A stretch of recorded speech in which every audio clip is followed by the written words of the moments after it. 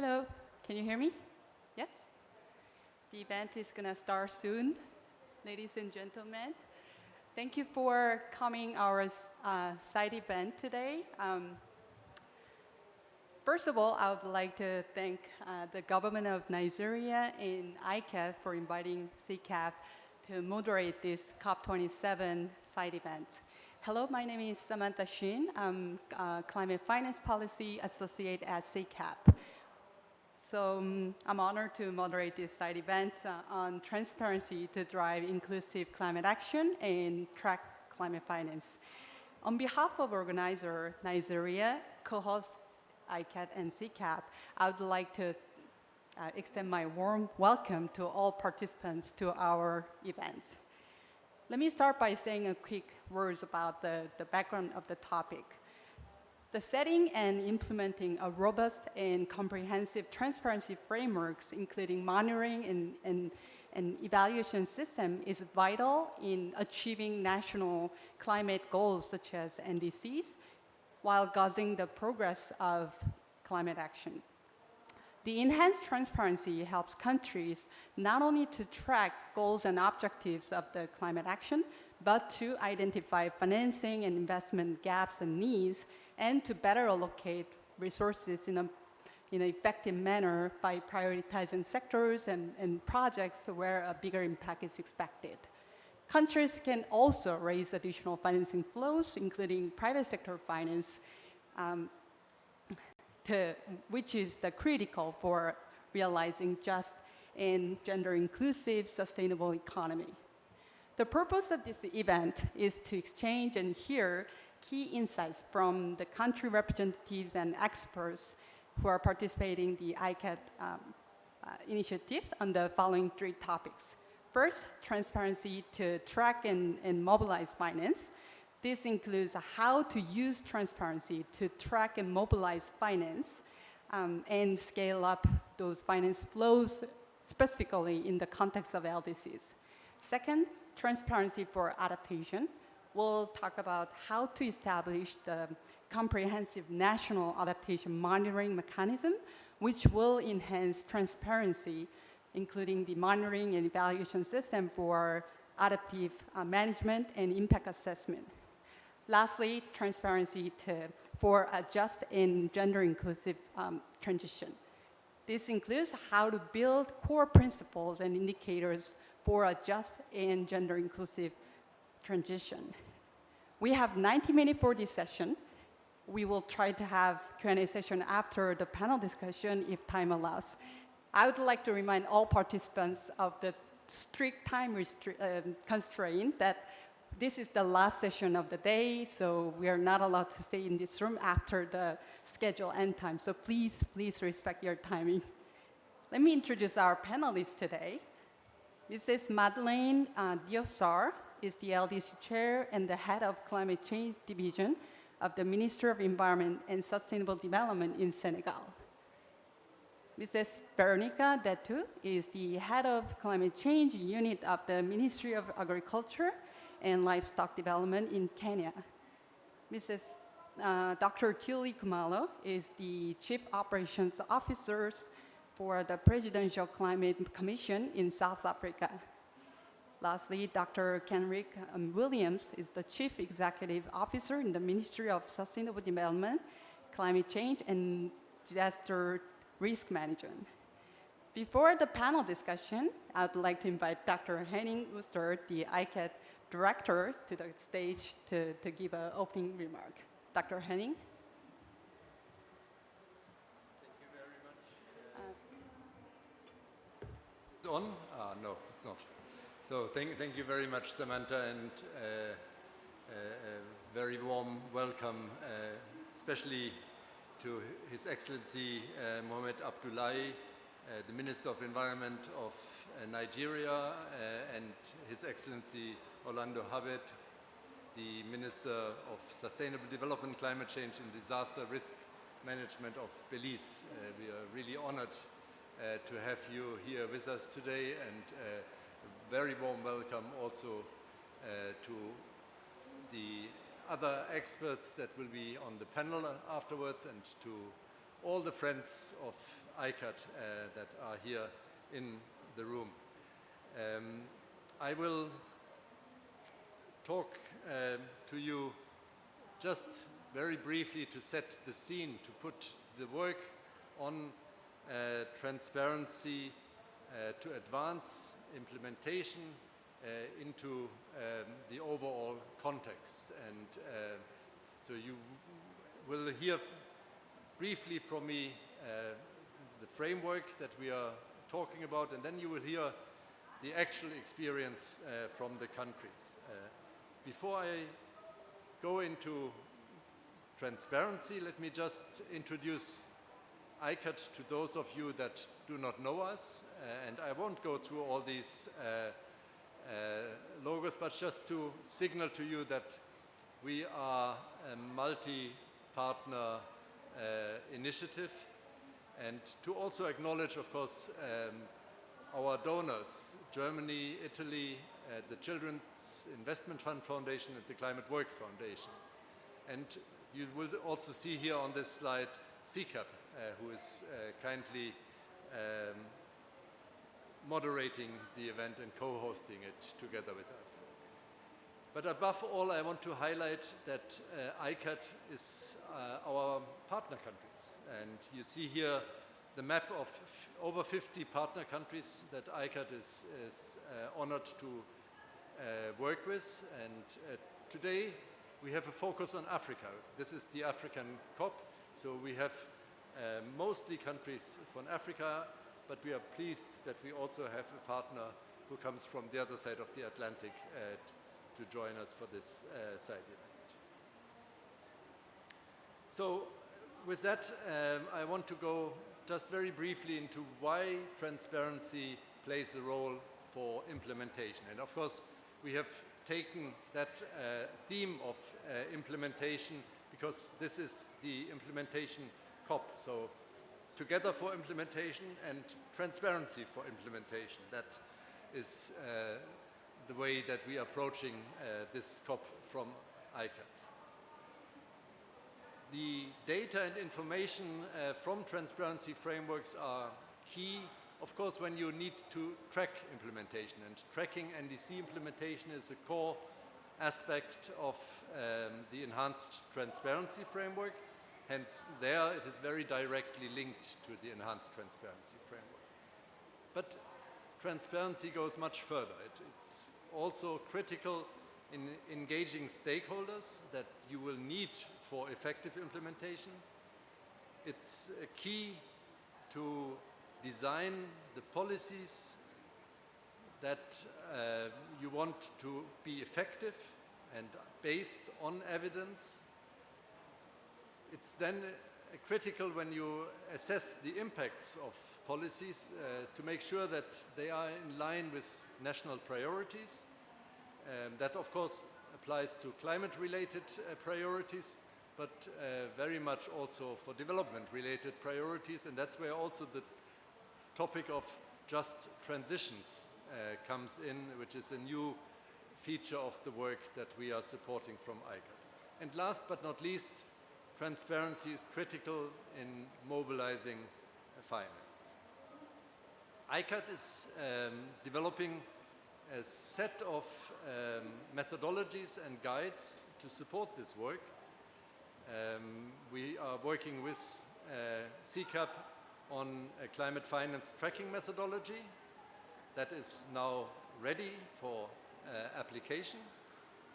We are working with WRI on a just transitions tracking methodology, which is also now ready for application. We have been working on a guide to integrate air pollution into climate transparency frameworks, and we are releasing very soon a guide on Article 6 transparency, cooperative approaches and their links to transparency. So these are all implementation-related transparency activities, but they are also part of the biannual transparency report, which is due by the end of 2024. And I want to emphasize that that's round the corner. That's why I want to end my short presentation by highlighting that we are open for countries and new countries to join us. So we have launched a call for countries to express their interest in ICAT support. And this is very much with a view to enabling countries to get ready, both on advancing on transparency for implementation, but also to be ready for submission of a BTR by 2024. And I'm looking forward to the COP in 2024, when then many countries are able to stand up and proudly show the BTR that they have submitted on time.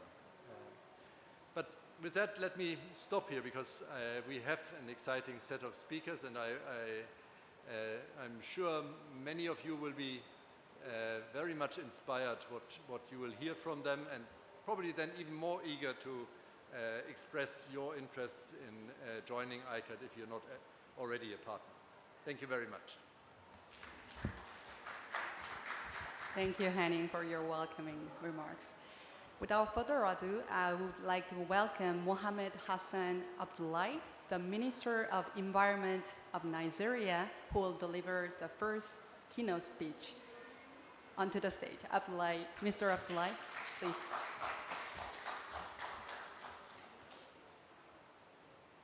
Sorry, speakers.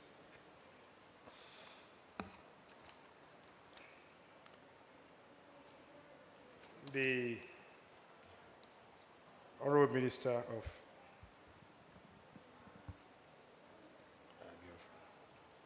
the Honorable Minister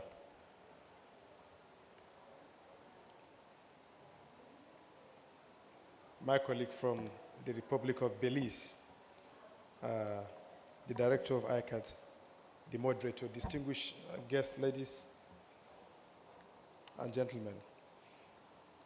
It gives me great pleasure to deliver the keynote address at this important Nigeria ICAT side event on the topic transparency to drive inclusive climate action and mobilize finance.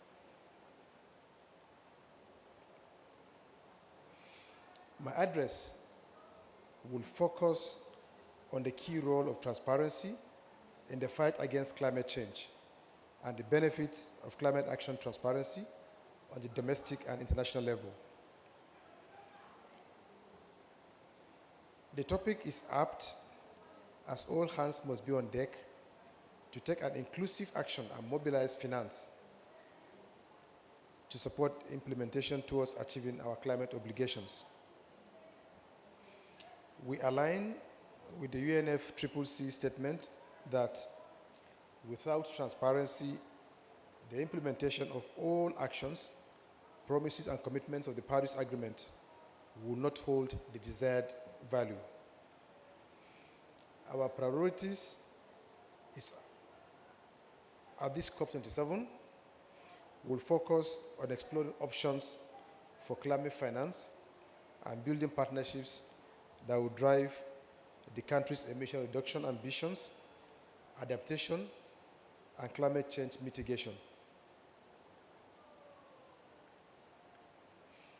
The expected outcome of our participation will include increased partnership building that will help Nigeria achieve its emission reduction targets, address adaptation and mitigation, establish sustainable financing for climate actions, resilience building, poverty eradication, energy transition, and sustainable development. It is noteworthy to state Nigeria's political will to push for a holistic climate agenda that is sustainable and all-inclusive, which has been demonstrated by our President's action in assenting to the Climate Change Act and the subsequent appointment of a Director General of National Climate Change Council and the inauguration of the council itself. Accordingly, Nigeria,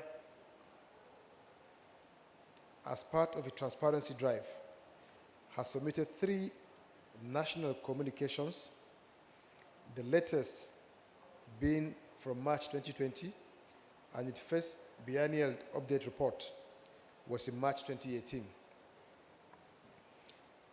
As a signatory to the Paris Agreement, we have also submitted an ambitious updated NDC commitment in July 2021. The updated NDC commits Nigeria to reduce emissions by 20% unconditionally and can scale up to 47% with international support.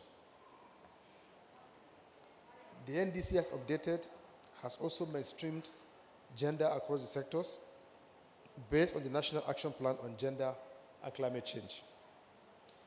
Beyond the Paris Agreement, Nigeria has committed to a net zero emissions by 2060, in line with the Global Energy Transition Plan and the long-term low-emission development strategy.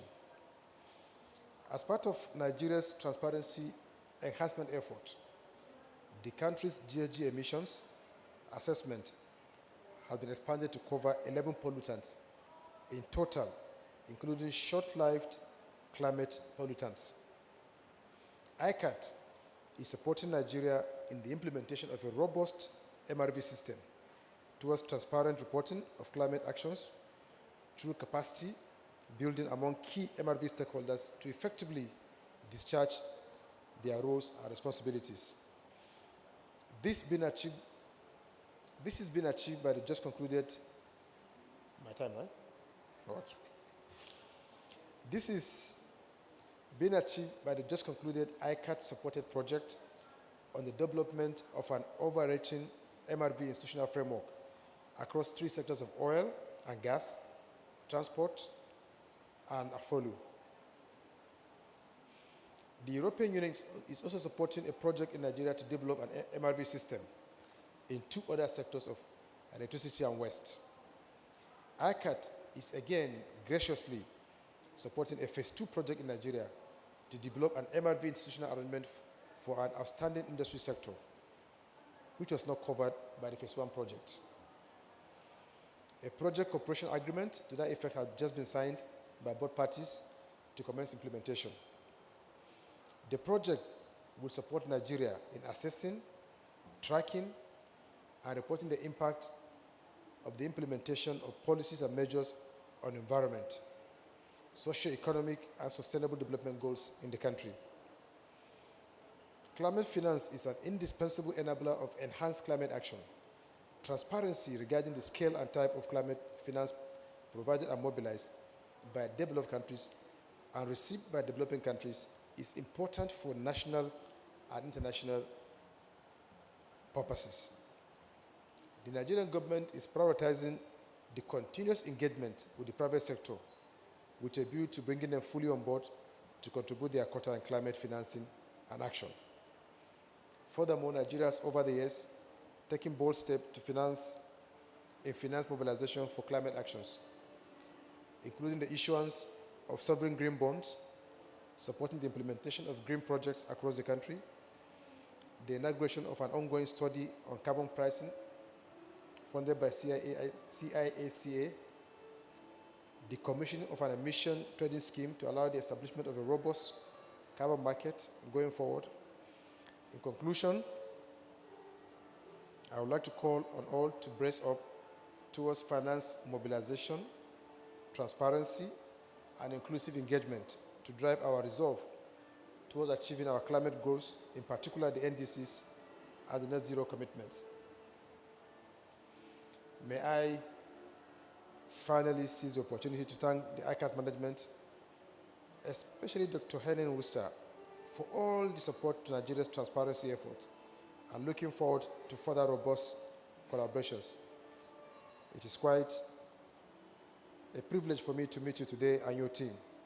I wish us all fruitful deliberations here and at COP, and I thank you all.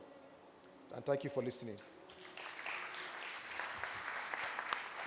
Thank you very much, Mr. Abdullahi, for sharing Nigeria's experience and vision, and also your inspiring speech. Now we are moving on to the second keynote speech. Mr. Orlando Habet, the Minister of Sustainable Development, Climate Change, and Disaster Risk Management of Belize. Please welcome Mr. Habet.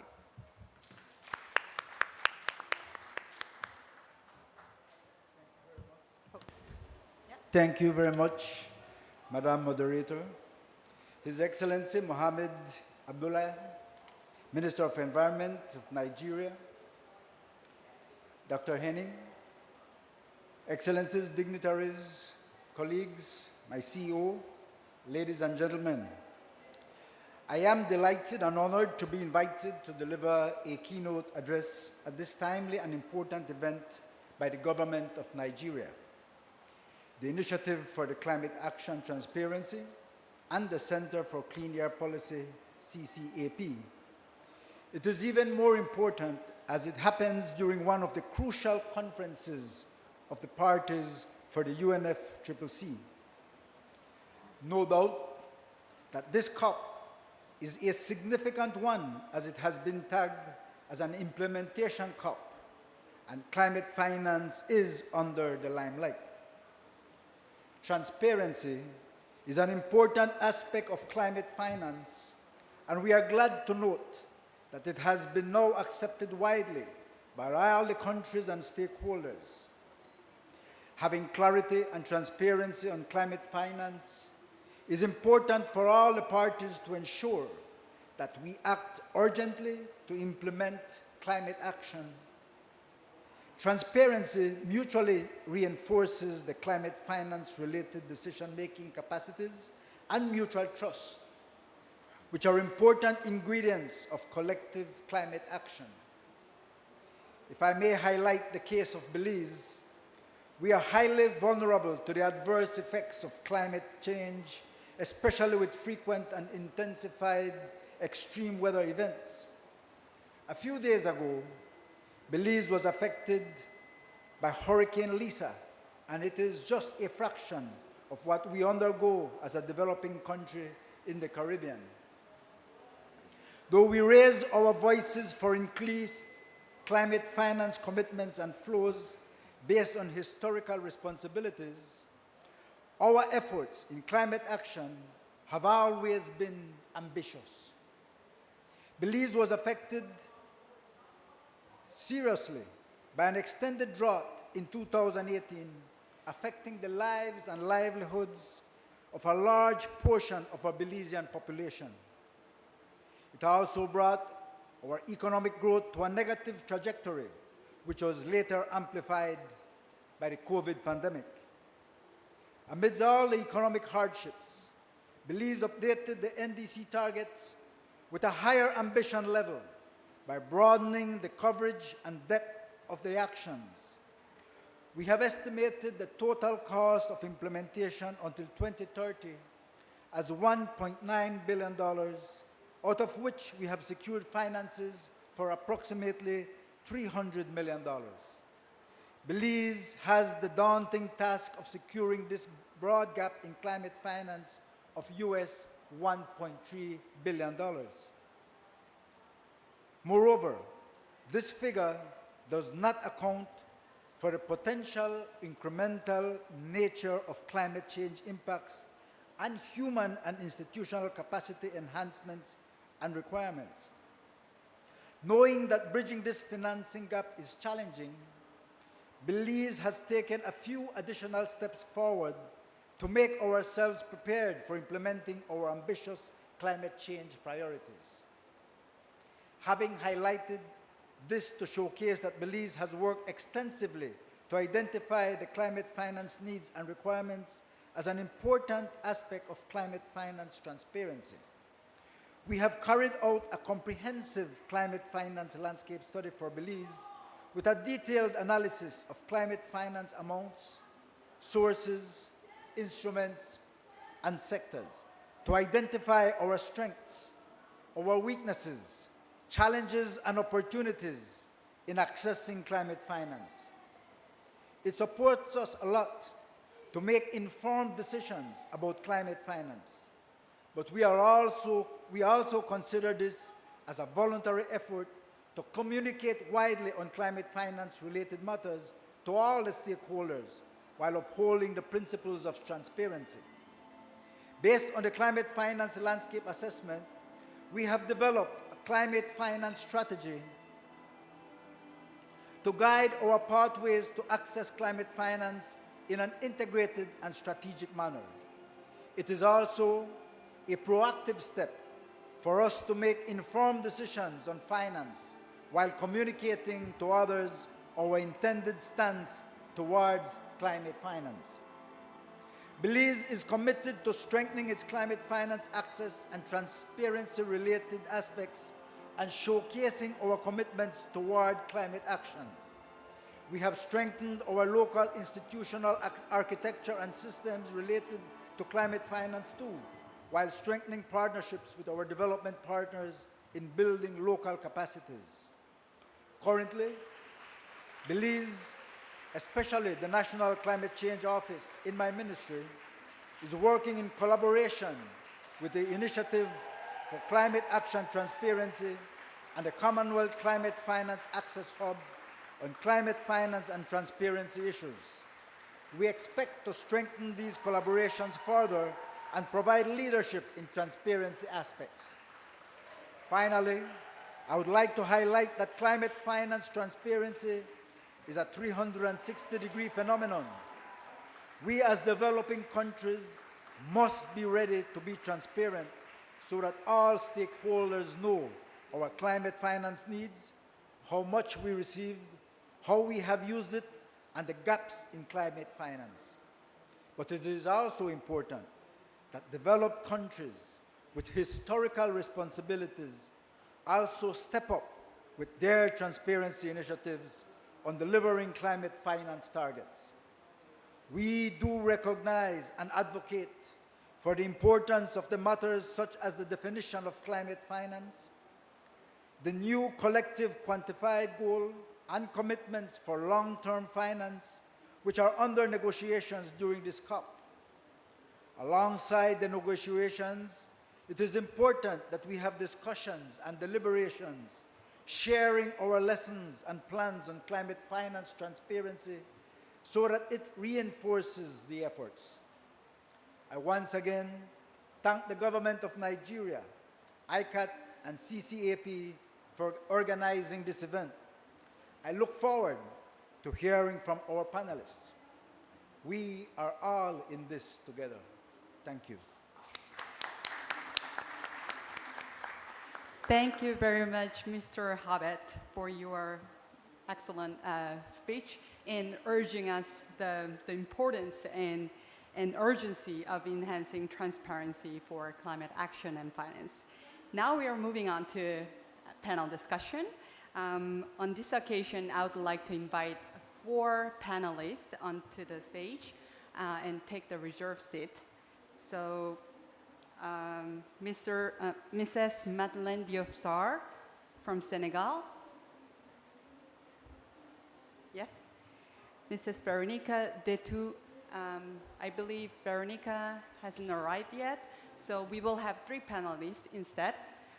Dr. Tuli Kumalo from South Africa, Dr. Kenick Williams from Belize. Please take your reserved seat.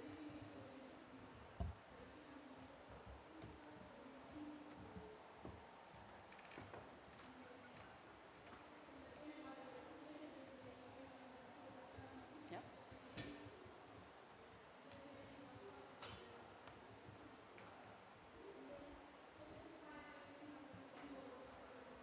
Okay, so the first question goes to you, Mrs. Diop-Sarr from Senegal. Least developed countries, which are particularly vulnerable to the impact of climate change, face considerable challenges in securing the funds needed for effective NDC implementation. Senegal, which is currently chairing the LDCs, has already initiated important work on climate finance and is planning to do this additional work through ICAT. So, Mrs. Diop-Sarr, based on your experience, how does your vision for using transparency to track and mobilize climate finance related to the priority needs of LDCs? Thank you. Thank you for your question, and also thank you for inviting us to be part of this panel. I just want also to thank Mr. Director Enning for his support he's providing to all developing countries regarding the issue of transparency. In Senegal, we have an opportunity to be in this process with ICAT, and we actually really looking how to better track the finance under the different topic you have mentioned, adaptation, mitigation, and also maybe technology, but I put it under the mitigation and adaptation. There's a new pillar coming, it's the loss and damage, so we will see how it's moved, but I think it's key. Why are we doing that? I think we have to report in the UNFCCC process with the transparency framework that was been finalized last year. There is some need, is some requirement from the Paris Agreement asking countries to report on what they are doing. So we have report on our NDCs. We have also the report on also what are the finance we are receiving, the support received. So in the support received, you have the finance pack, as I say, and mean of implementation, capacity building, technology transfer. So there are some tables that have been, where countries have to fulfill. We're moving to the BTR, so it's the biennial transparency report, where countries have to really report on how they are implementing their NDCs, and also what are the type of support they have received, as I mentioned. So saying that, this means that we have to prepare and how we're going to report. It's why I'm really being grateful to ICAT, because with ICAT we have been able to establish the MRV system in Senegal for mitigation and for adaptation, and now we're moving on finance, what is key.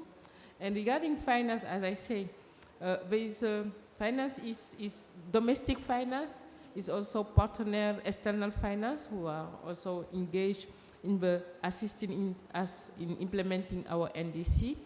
And it's also something new, because as I say, Minister of Finance is not always involved in this process. So we're looking how to involve the Ministry of Finance in this process, and the transparency on finance is an opportunity for us to bring the Ministry of Finance.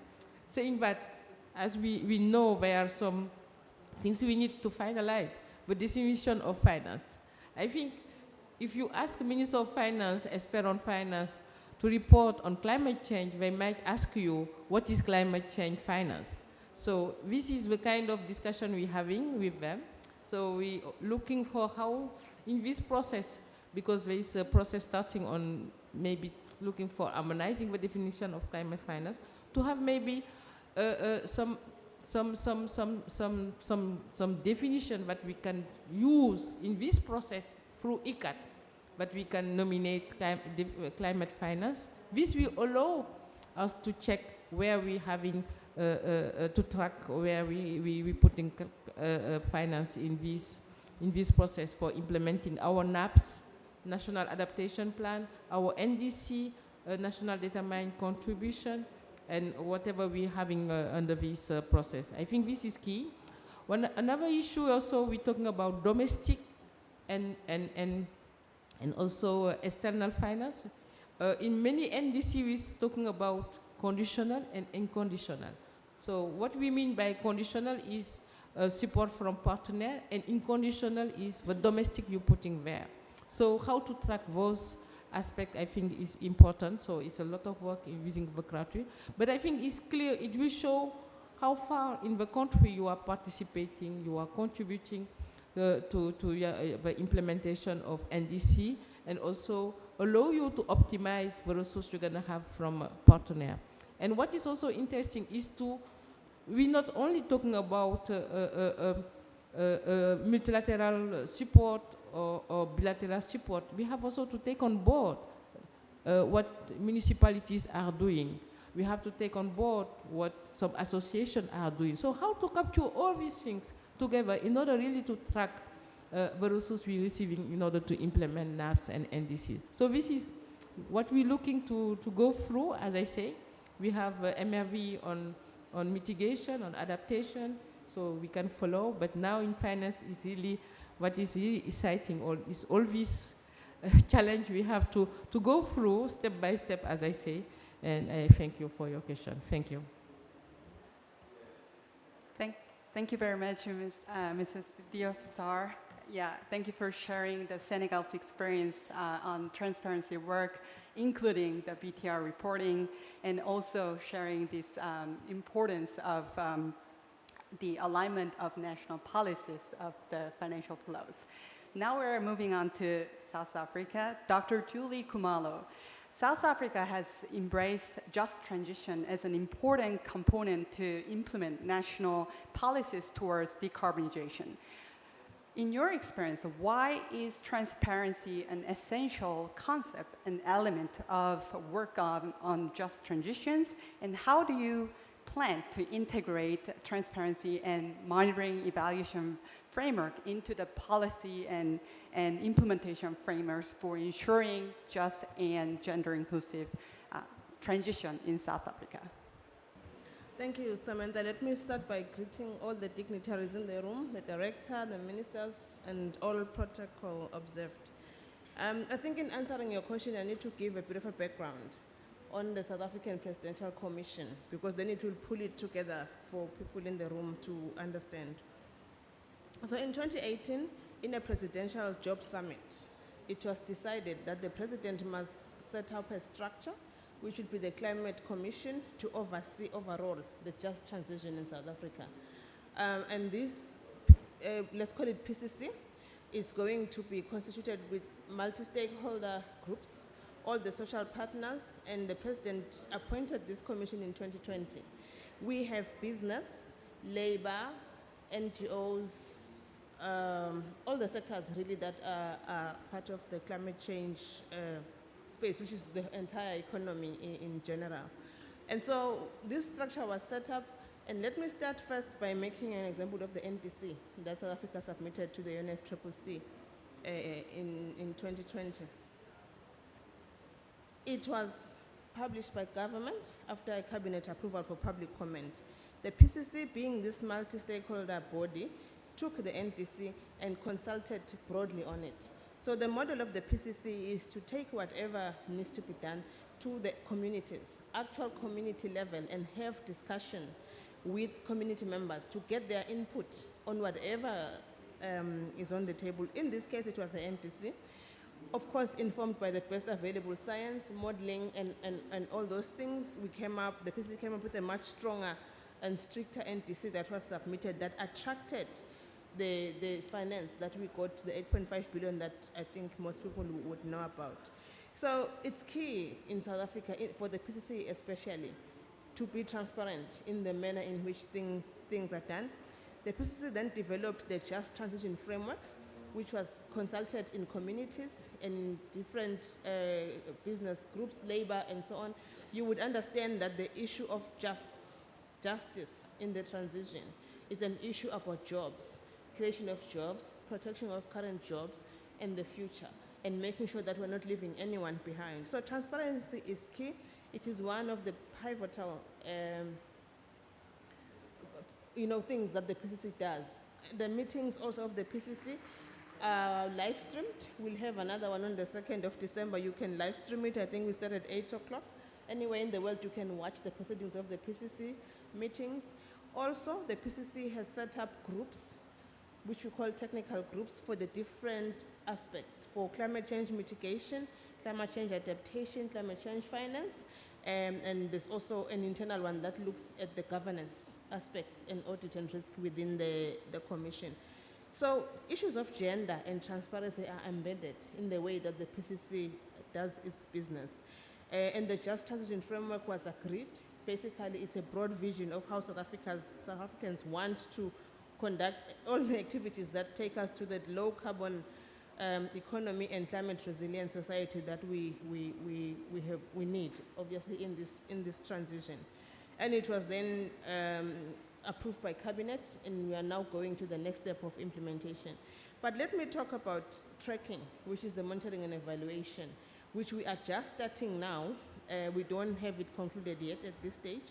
But I would, without preempting really what it would contain, but in my view, we measure our problems in South Africa. We've got issues of unemployment, poverty, and inequality, and we know our unemployment rates every quarter of the year because we measure and monitor them.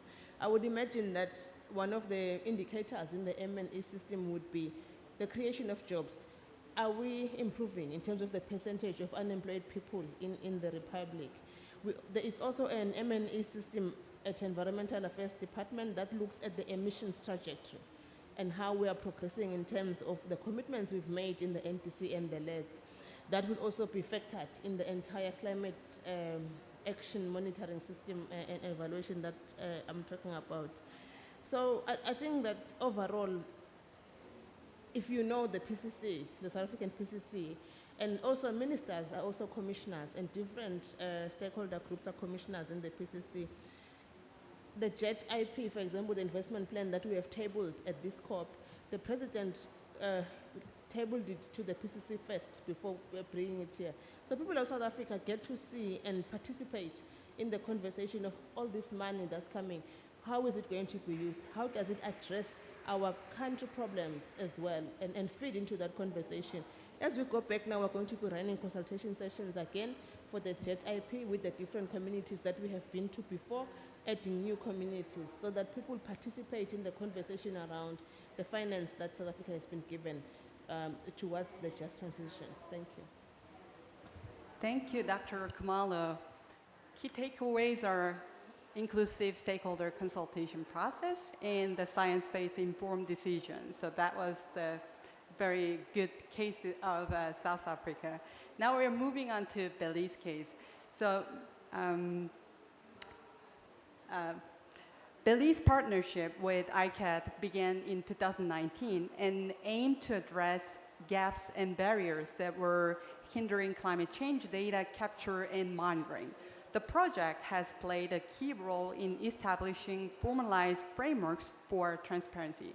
In 2022, partnership with ICAT was scaled up by support for climate finance tracking frameworks, with the cost of NDC implementation close to $1.9 billion US, and the funding gap of $1.6 billion US between now and 2030. How do you think the enhanced transparency frameworks can help Belize to mobilize resources for NDC implementation? Dr. Williams, please.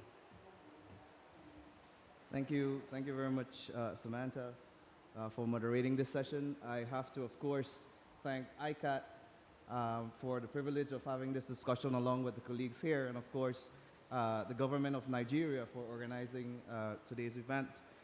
I'm going to try to contextualize the response in two core areas. So we're talking about the importance of the enhanced transparency framework. And I think that, like in any relationship, trust is important.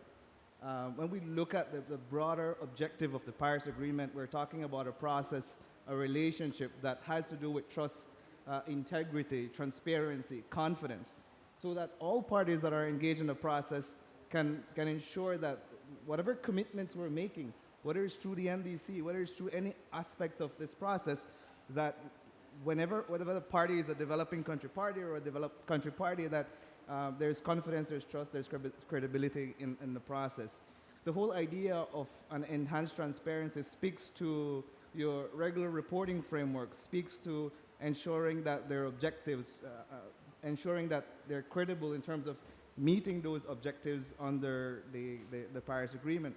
And so there has to be mutual trust and confidence in the process. So we just indicated throughout this process that when we assess how much money we need, and when we go to donors, when we go to the IFIs, when we have an engagement for parties to support countries in helping us to meet our NDC commitments, we have to ensure that that process is clear. We have to make sure that it's objective. The engagement with ICAT therefore speaks to the gap in data and information, because that data and information, again, has to be credible. That data and information has to be science-based, as my colleague has said, and information-driven. So the enhanced transparency, the enhanced transparency framework, the support through ICAT in building the institutional framework and helping us to assess those numbers then ensures that when we engage with the donors, that's a credible process. Ensures that when we engage with the donors, that's an informed process. So that at the end of the day, we both understand what we're putting in, we both understand the impact that we're trying to have. Because, as again, it's not just investing money, it's ensuring that you're having impact, making sure that you're having the returns on the investment from all of us, from the developing country, from the developed country, and the other partners. Because as we go through this process, we're also, as developed countries, yes, as the Minister of Belize indicated, we are looking at increased ambition in the context of all the issues that we're going through. We just went through the hurricane, we've went through a lot of floods. So amidst all of those economic issues, we're still increasing ambition, right? So we're making sacrifices. We're contributing not just through our NDCs, but through several investments from our small developing countries in this broader process, in this broader framework. And so I think then with this approach, the improved approach, building out the institutions, ensuring that we have the type of returns, I think overall then you have the type of confidence in a global system that works and that supports we all meeting the objectives of the Paris Agreement. Thank you, Dr. Williams. Yes, the importance of data collection and also the increase of emission. That's, yeah, through the enhanced transparency. So thank you for your speech. Now we're having our panelist, Mrs. Veronica Detu. So Kenya has worked with ICAT to develop a monitoring and evaluation framework for its national climate-smart agriculture strategy at subnational level. So Detu, Mrs. Detu, how can a climate-smart agriculture framework capture synergies between climate adaptations and mitigation? And what is the role for a just transition in this context? Thank you so much, Samantha, and apologies for my having come late. It's just looking for the, the venue. But to start off,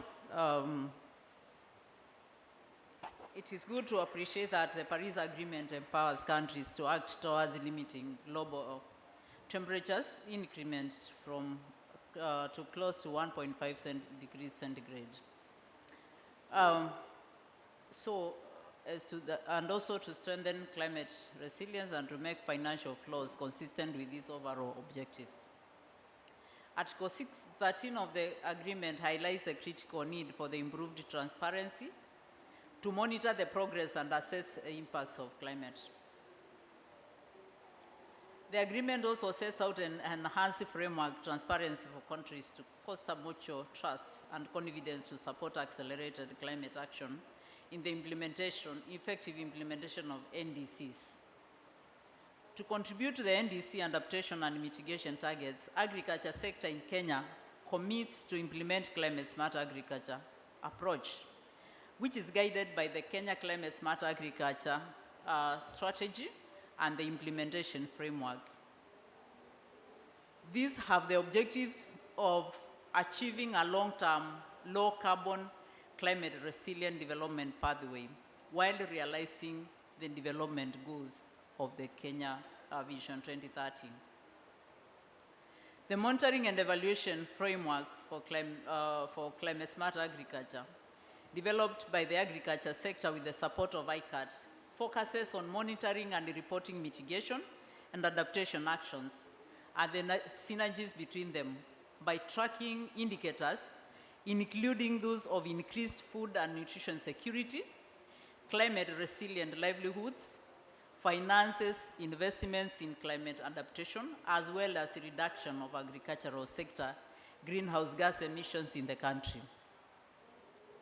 The framework is also inclusive and transparent in that stakeholders implementing climate-smart agriculture in the country report progress and provide information for corrective actions through reporting. which includes monthly, quarterly, and even annual. The reporting is expected to inform potential investments, onward planning, as well as leveraging more financing, technical and capacity building support to the agriculture sector. It also provides an opportunity for addressing the gaps in availability and quality of data, for review and development of more efficient and cost-effective agriculture policies, to increase ambition and implementation of the NDC.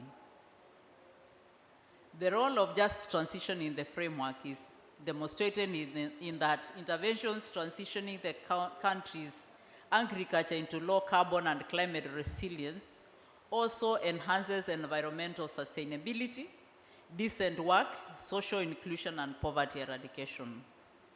Indicators in the framework that bring in the just transition context include environmental sustainability that looks at tracking improvement of integrated soil, improvement of soil fertility practices, ecosystem management and degraded land rehabilitation, land conservation and restoration.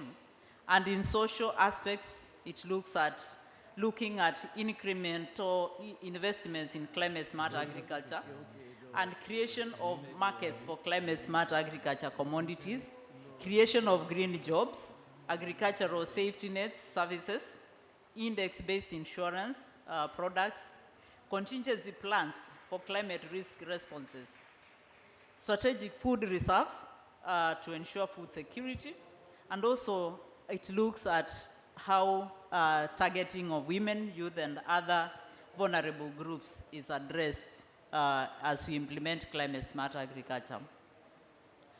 While adaptation indicators are a direct collation of data and information from the stakeholders, the mitigation measurements require expertise and appropriate tools to be put in place to track GHG emissions reduction emanating from implementation of climate smart agriculture.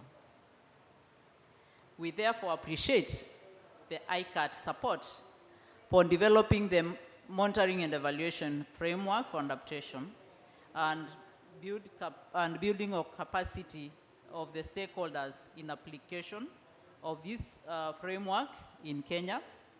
And we also look forward to further support to develop more tools and build capacity for greenhouse gas accounting in the agriculture sector in Kenya. Thank you. Thank you, Mrs. Detu. Yes.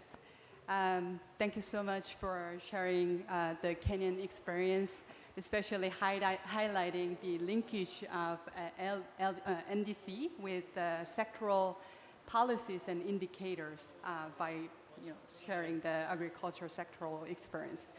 So now we're moving on to the common question for all panelists. So do you expect that transparency of climate finance and just transition processes can help to raise ambition? So we'll go from Dr. Williams for the question. Yeah, I certainly support this direction. I think that as echoed throughout the sentiments of the minister as well as here, enhancing transparency certainly will help us to mobilize the type of finance that we're required. Because again, if you're able to demonstrate your impact, the return on those investments, your return, the credibility of what you provide, then I think then it certainly helps and supports the process of mobilizing finance. I think our colleague earlier spoke about the engagement of the Ministry of Finance and speaking the language and engaging the other sectors in this process. It's similarly what we have to do with the investors and the IFIs. We have to speak the same language. And I think then this is a start of doing that, right? In improving the framework, improving the data, improving transparency. Thank you. Dr. Kumalo, please. I think it certainly would help raise the ambition, but I think for me there's another aspect, the aspect of accountability, so that people know what's being done with the money and how much of it is going where exactly. I mean, in South Africa we've prioritized 3 sectors. And people need to know and be part of that conversation. So over and above increasing ambition, accountability on both parties, the funder and the recipient of the funds. I mean, people really need to know. And another aspect is to track it and monitor. If you know how much is there and everything is out in the open, then you can see whether you're making the desired impact or not. So it's for me, it's really key that there is transparency in the process, especially as it relates to finances. I mean, in the commission, we also talk about being transparent about who funds the commission and what aspect of the commission those funders are funding, so that, you know, there can be independence still in the recommendations that the commission is making to government and business and all other sectors in the economy. Thanks. Thank you. Mrs. Diopsar, please. Yes, thank you for this question. Yes, transparency is key, but not easy. It's challenging. I think it's a process we have to build on it.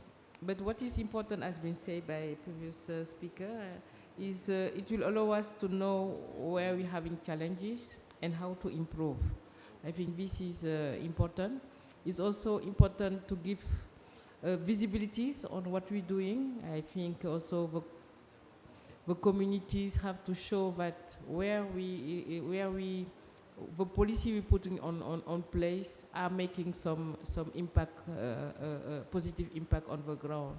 And also, whenever it's a barrier, how to really communicate on barrier and see how to move to solve this barrier altogether. I think this is important. But as I say, it's challenging because it requires a lot of capacity, and this capacity have to be built. Thank you. Thank you so much, Dr. Mrs. Detu. No problem. Thank you. Yes, transparency reporting will enhance, if it happens, enhances the access to finance, in the sense that when we are able to report on what we are implementing, the milestones, the capacities that we have in terms of implementation, the technologies that we have, even the finances that we are receiving or we are giving to,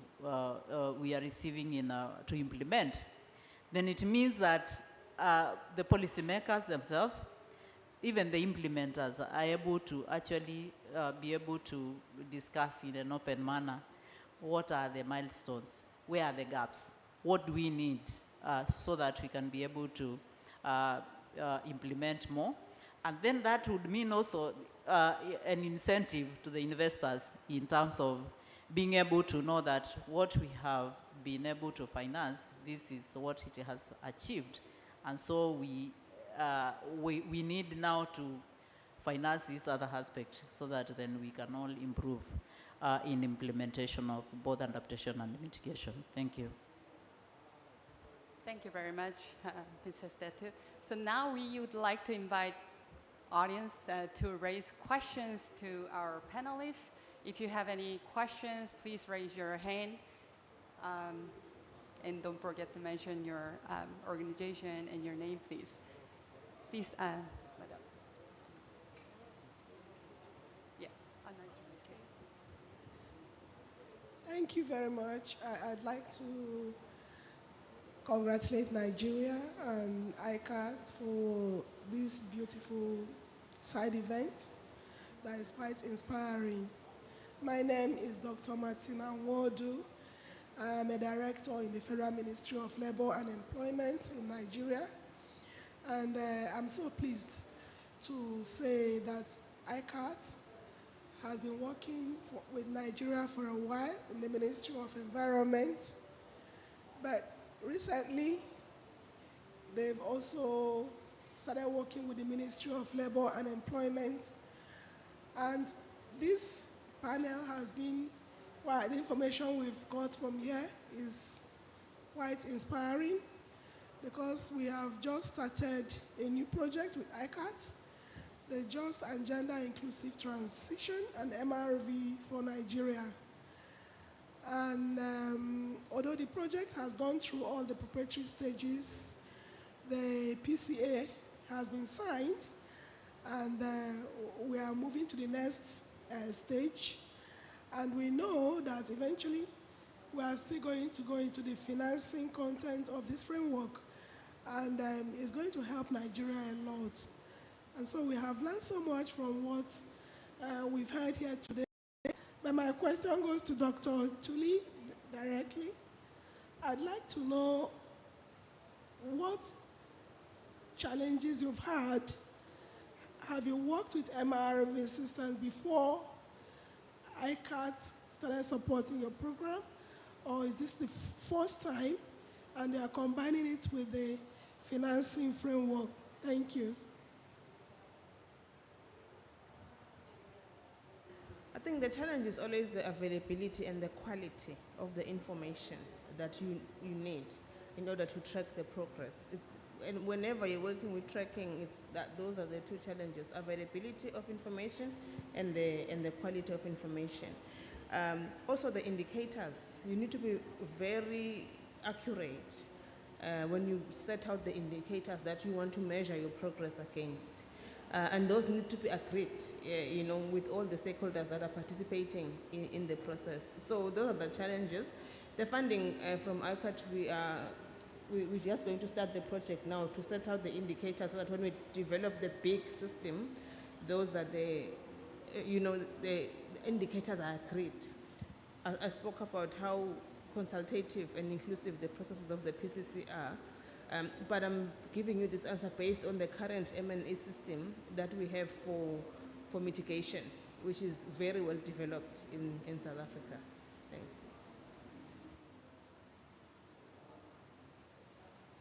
Is there any other questions to our panelists? Please raise your hand. Yes.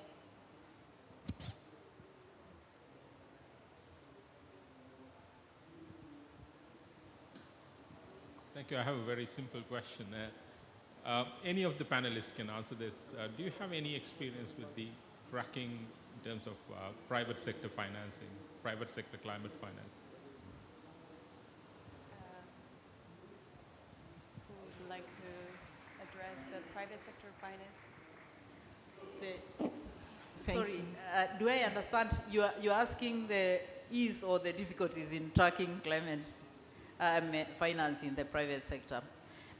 Yes, it's a difficult. It's not an easy path, but I think through our, like in Kenya, if I take the example of Kenya, through the national treasury of the country, they have set up a framework for tracking climate finance in both public and private sector. I wouldn't say it is working perfectly, but at least it's work in progress, and we hope with the time things are going to work out, and we are going to have all the actors reporting. That is what I can say for now. Thank you. I think it's an important question. I think we need to think about also private data. Is the issue of competitiveness, confidentialities. So all these things have to be, we need to know how to manage all this information coming from private sector.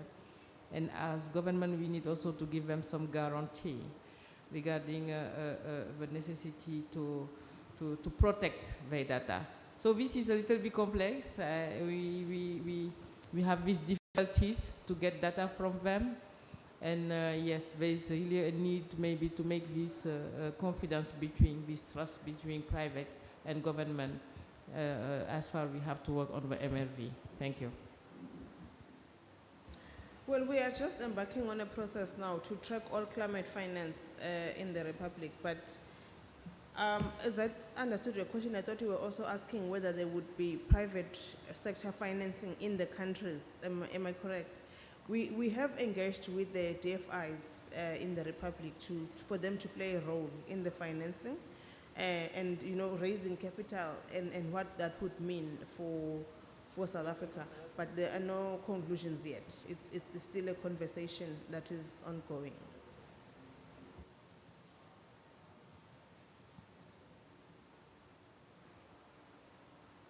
Is there any other question from the audience? Yes, please.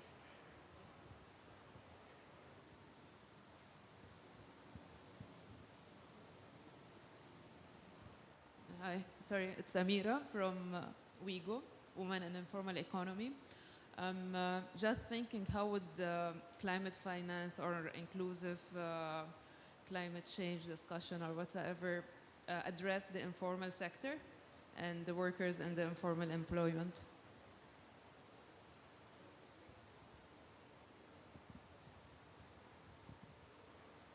I think it's not an easy question, especially where they are not documented. Because when you're working with the transition, you know, for example, if I can use a power station, you know the coal mines that supply coal to that station, you know the contractors that work at that station, you know the truckers, you know, that bring coal to the station and so on. But you need to then have a record of the informal sector that supports that whole activity. There is someone selling food, right? Somebody selling whatever to support that whole value chain. And that is why we make sure that we go to the community so that we hear everybody's voices. Of course, we do find when you consult people, they tell you about everything. Even service delivery challenges, there's no road here, this road has potholes, for example. You find those issues, but to understand fully what the informal economy is in those areas is critical so that they are not left out in the just transition process. But also we at this stage, we're trying to repurpose the stations as opposed to just shutting down the coal station. You know, use what you can do, put some solar panels is far less people than you would have in a normal power plant, a coal power plant, but it's still some form of employment and keeping, you know, the activities around the station going, because we don't want to create ghost towns. I think the challenge is that in South Africa, it's in one, when it comes to power stations, they're all in one area. So if you were to shut down everything, it would be completely a ghost town, and you really want to ensure that the local economy is stimulated in those areas so that there's sustainability going forward. Thanks.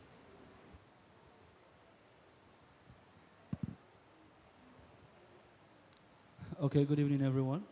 My name is Mr. Chinonso. I wanted to ask for more, input from our Belize counterpart here. At least you were able to tell us exactly how much you've raised from your target. You said about 300 million USD. So can you just tell us a little about the kind of project that this fund was able to use to finance? Thank you. Thanks. That's a hard question that I'll defer to my technical experts. But yeah, as indicated, we've raised about 300 million of that, which is required. The investments, though, is across various sectors. I think the forest sector, the energy sector, the waste sector, which are sort of, as it relates to the priorities outlined within the NDCs. Again, I said my technical people can provide you some more details thereafter.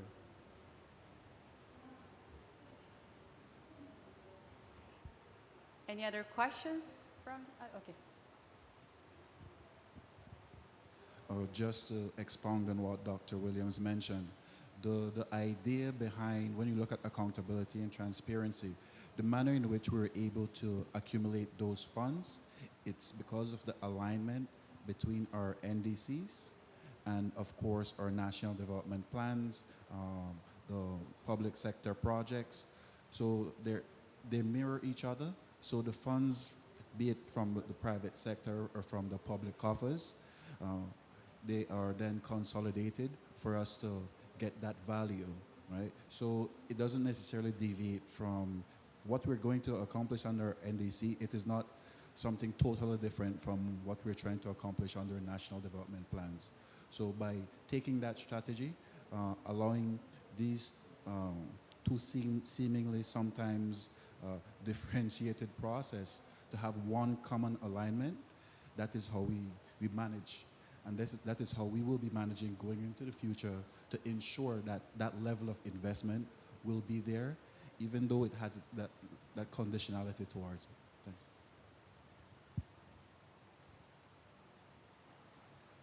Thank you very much.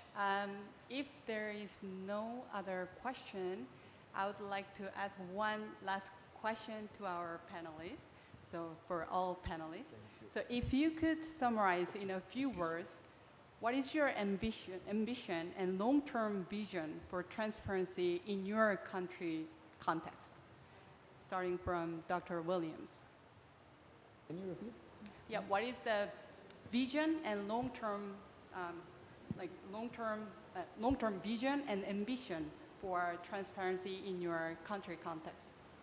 Yeah, I think that's been echoed here. I think a process that is clear, a process that naturally is credible, a process that helps us to raise the type of financing that we need to meet the ambition, right? A process that can be tracked, that can be monitored, that we can continuous report on, and that we can engage the partners in, because at the end of the day, again, as indicated, when we mobilize the finance to meet our NDCs, it is also aligned to our development objectives. They're not divorced, and so I think that's the importance for us. Thank you. And In our case, we want to create the social compact. And if it's a social compact, it has to be agreed by all partners. The Just Transition Framework is one big example of a document that South Africans have agreed that we want the Just Transition to be like this. We also want to use this process to address our issues of the past. You know, the justice part element should be procedural, should be distributive. I mean, we have inequality in the Republic. You want to ensure that wealth in this process of just transition is distributed fairly, procedurally things are correct, all people are participating. And generally, we have a slogan that says, leave no one behind. And if no one is left behind, it means everybody is participating in the process and making their voices heard. And even when we go, I mean, maybe you would know or not that South Africa, we have 11 official languages. So when we go to communities to consult, I only speak 3 of the 11, for example. And so do many other people. So we make sure that we have interpreters, people who speak in that community, in the local community language, so that people are free to speak and raise their voices and their views are taken on board in this just transition. Thanks. Thank you. My point is, yes, the vision is maybe also is national, but it's also international, because it's linked to the global stock take. So it allows us to show where we are and how also, how as our country, we're participating in this global effort. So I think, but the other part of also is allow you to look at the impact at the national level and what are the benefits for communities on this experience of implementing NDCs, implementing NAPs through also finance support. Thank you. Thank you. I think my vision is to have credible data being collected by all the stakeholders, and us being able to report credibly within the transparency framework, and of course being able to effectively showcase how the implementation of our NDCs look like. And so that means then the ambition is really to mobilize to have everybody. And of course, mobilizing doesn't means that we all get into it and be able to mobilize ourselves towards ensuring that there is data collection, there is reporting, and we are able to advance our transparency reporting. Thank you. Thank you very much. One last thing, if there's any other question, we can, wait, please. Is there a mic? Oh, yes.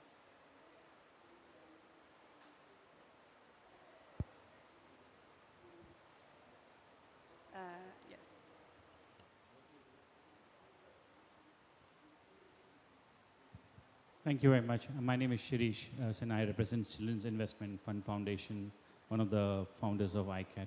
I wanted to build on the question that you asked to the panelists on the ambition you asked. And my question was what role you see ICAT can play as to meet your ambition that you have for the enhanced transparency. Thank you.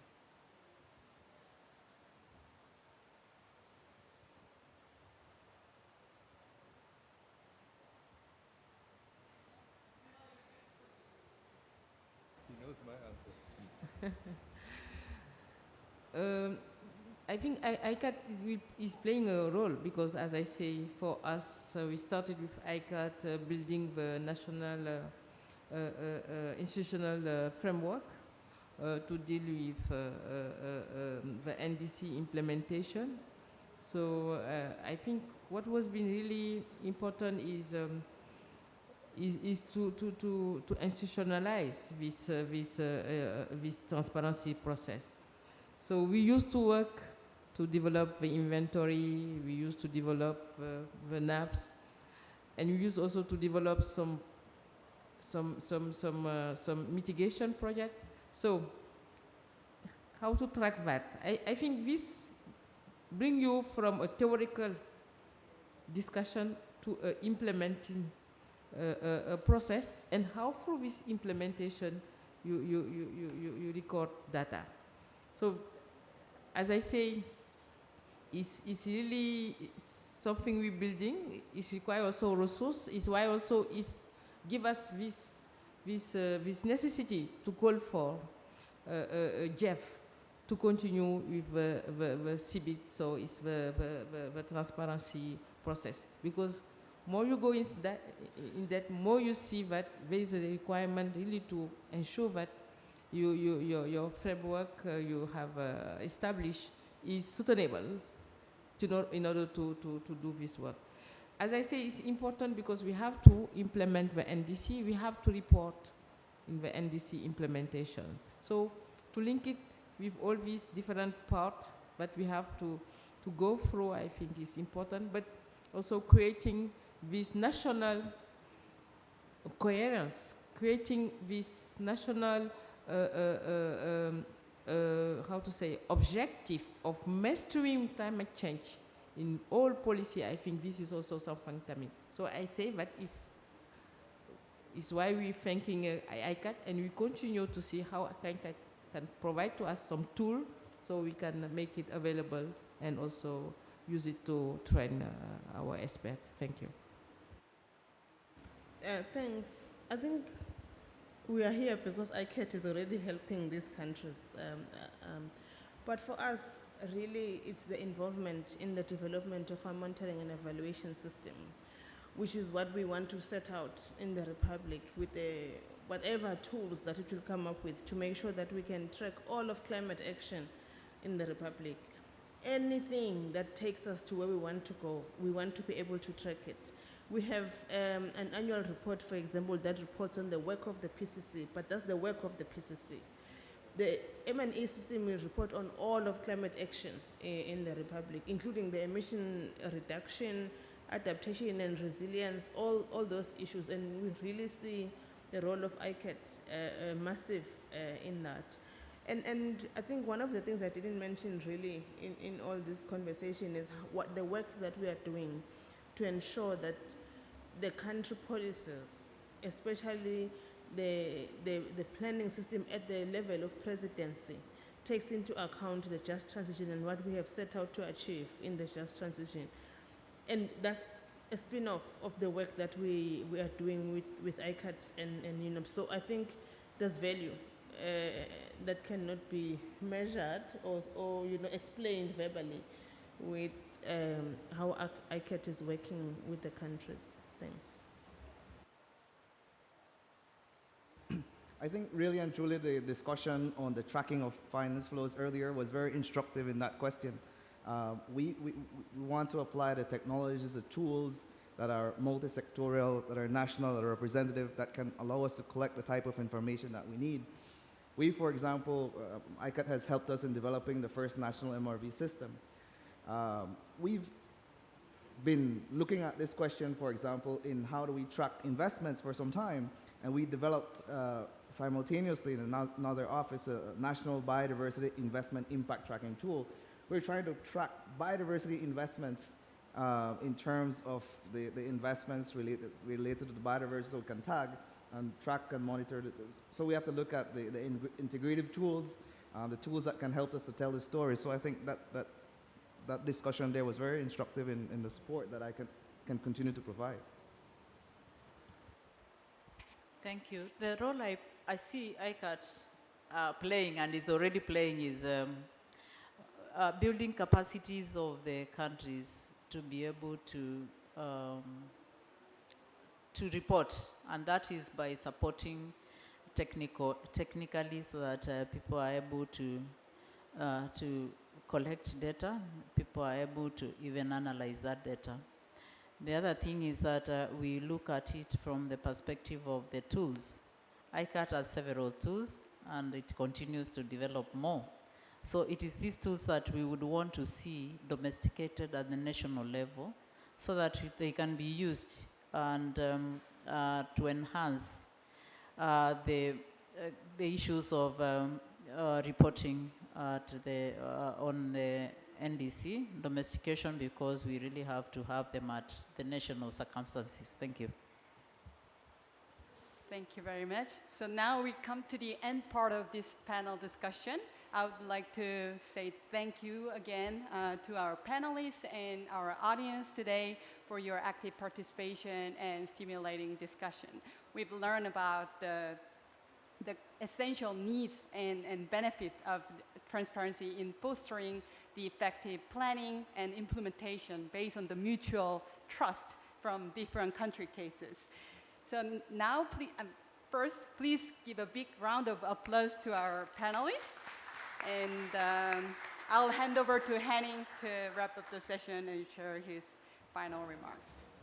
Thank you very much. And I want to echo the thanks to the excellent panelists and to the wonderful audience, to the honorable ministers who were with us. I think the mix of the vision and the expertise is really extremely inspiring for me, very much rewarding, because I felt that this discussion gave us a very holistic perspective on transparency, and I think that's what is required. Madeleine put it very nicely, that she referred to the national coherence at the country level. That's what transparency can drive, and that has been always ICAT's ambition, that we try to support countries to take ownership of transparency and build a transparency framework for their own benefit. I think in the end, this discussion about ambition is fairly superficial if it doesn't recognize that ambition needs to build on that national ownership. And national ownership means that there is an understanding based on data and sound data and information that climate action is actually in sync with national development priorities, and it does not leave anybody behind, and therefore that extension to those development priorities is the just transition process.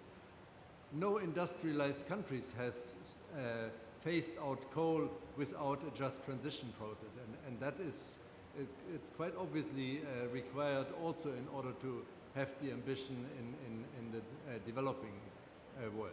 But it's also for me from ICAT very clear that this cannot come from the outside. It has to come from within a country, and I think we've heard a lot about stakeholder engagement, and whether it's in the agriculture sector where stakeholders then contribute the data, or whether it is on climate finance when you look to the subnational level, city level, or to the private sector. In all cases, climate action needs to go, of course, much, much further than just scratch the first surface at the level of government. And I think transparency is a very strong vehicle to enable that. And that enabling power, I think, that came out very nicely out of the discussion and the different contributions. I have a long list, and it's good that time is over because I could probably continue for a long time to reflect on some of the wonderful contributions that we have had. But I do want to thank again all the speakers and just mention as one of ICAT's perspective on taking this work forward that we very much encourage and enable and facilitate engagement between countries, because of course there is an important role to play for international experts, but in the end we have seen how strong that potential is if you can actually listen to other countries' experience, whether it's good or bad, and learn from it and then build on it. I think this evening was again a nice illustration of that power of peer-to-peer engagement. So thank you again to the speakers, to the audience, and also to you, Samantha, for moderating this in a very, very nice way. Thank you all.